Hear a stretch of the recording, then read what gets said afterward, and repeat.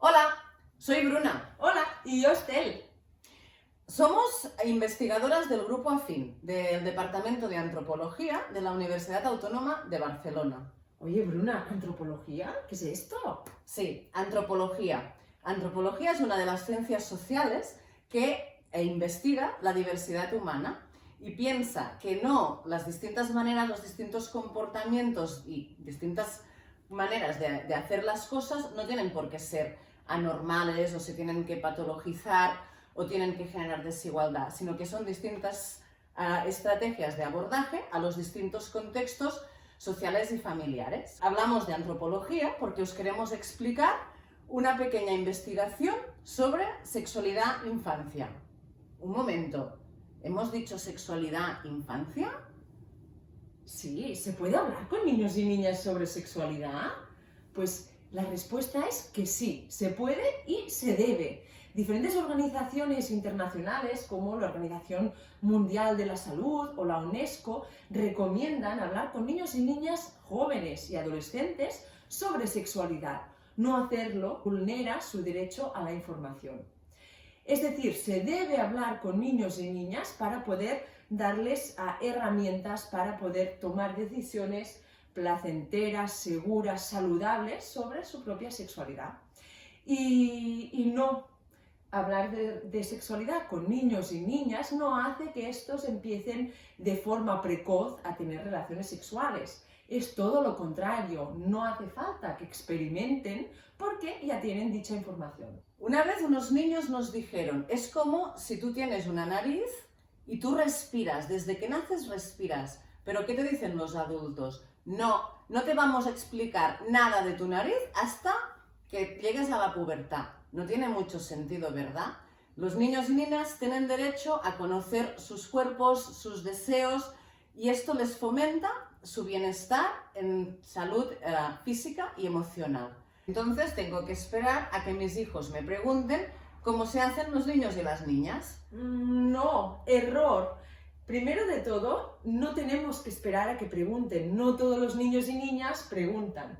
Es verdad que se preguntan, los niños y las niñas están preparados para recibir la respuesta, pero no siempre preguntan. Entonces, tenemos que hablar y avanzarnos a la pregunta. Por otro lado, hablar de cómo se hacen los niños y las niñas, tenemos que hacerlo tal cual, ¿sí? Hablando de óvulos, hablando de espermatozoides, hablando de que el pene se introduce dentro de la vagina o que también hay multitud de maneras de hacer bebés y llegar estos bebés en el mundo, ¿sí? Esto es en cuanto a la reproducción, no hablar nunca de semillitas, ni de que los bebés vienen de las estrellas, ni de cigüeñas, porque los niños y las niñas lo creen de forma literal y entonces se piensan que vienen de las plantas y las semillas. Sí, de hecho, cuando hemos ido a las escuelas a preguntar cómo se hacen los niños y las niñas, a veces nos han dibujado una mujer con una barriga muy grande y una planta. Y nos hemos quedado pensando, ¿y esto? Claro, porque los niños se toman literalmente lo que les decimos los adultos, no entienden las metáforas.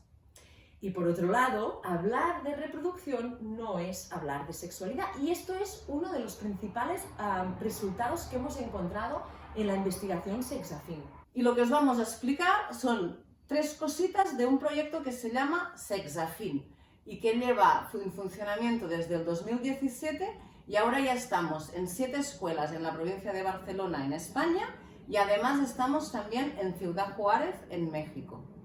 Cuando hemos ido a las escuelas y hemos preguntado a niños y niñas qué es la sexualidad, adivinad qué han dibujado. Un coito.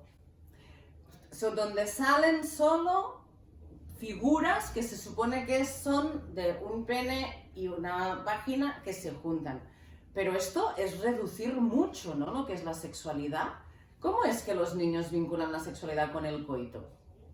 Porque al fin y al cabo, si les hablamos de reproducción, la sexualidad que estamos dibujando o representando es una sexualidad meramente reproductiva, adulta, en la cual niños y niñas no son seres sexuales porque ellos no practican el coito, heterosexual, con fines reproductivos, y además uno de los resultados que hemos encontrado es que invisibiliza el placer de las mujeres. Claro, Ahora somos unos niños y nos explican la reproducción, que es lo más cercano a que podemos estar de que un adulto hable con nosotras sobre sexualidad, entre comillas, porque no es solo reproducción. ¿Qué nos explican? Que se tiene que producir un óvulo y nos explican la menstruación, pero si pensamos, ¿qué palabra podríamos asociar a la menstruación? ¿O qué palabra asocian niños y niñas a la menstruación? El dolor. Dicen, no quiero tener la regla porque me va a doler, ¿no? Esa imagen de la menstruación como dolor. Y en cambio, cuando explicamos que es la producción de espermatozoides, lo estamos hablando desde una eyaculación, es decir, un orgasmo. ¿Y qué palabra se asocia al orgasmo? ¿Placer? Ya lo tenemos. Niños, placer, niñas, dolor. Y esto es como entienden que es la sexualidad, niños y niñas, a través de un coito, porque se vincula a la reproducción. Y entonces, Bruna, ¿qué tenemos? ¿No tenemos que explicar la reproducción a niños y niñas? Sí, pero podemos incluir muchas otras cosas. Por ejemplo, si hablamos de aparato reproductor, ¿qué órgano se invisibiliza y desaparece porque no se necesita para la reproducción? Pero en cambio es un órgano que tenemos todas nosotras y que tiene su función fisiológica. Tic-tac, tic-tac, tic-tac. ¿Sabéis cuál es? El clítoris. El clítoris. Exacto. Cuando se explica en las escuelas de primaria la reproducción a través de explicar solo el aparato reproductivo, el clítoris no aparece y las niñas crecen sin saber que tienen un órgano específico para producir placer.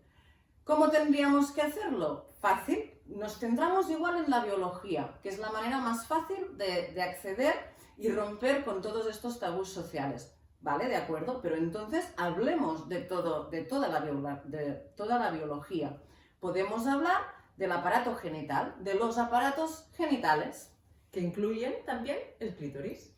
Y de esta forma se puede hablar de placer y que el cuerpo produce placer. Y aquí ya tenemos un hilo donde tirar para poder hablar de sexualidad con niños y niñas a través del cuerpo. En resumen, se tiene que hablar con niños y niñas, no esperar a que pregunten, hablar de reproducción, obviamente, pero también de muchas otras dimensiones, como puede ser el placer, los cuerpos, la efectividad y muchísima infinidad de dimensiones más. No nos quedemos solo en la reproducción. ¿Cómo hacerlo? Imaginamos una conversación. Le podemos preguntar a nuestro hijo o nuestra hija qué partes del cuerpo te gustan, qué te gusta que te puedan acariciar, qué te gusta del cuerpo, qué te da placer del cuerpo. Cuando les preguntamos esto a los niños y niñas, nos dicen comer pizza. ¿Pero qué tiene que ver esto con la sexualidad?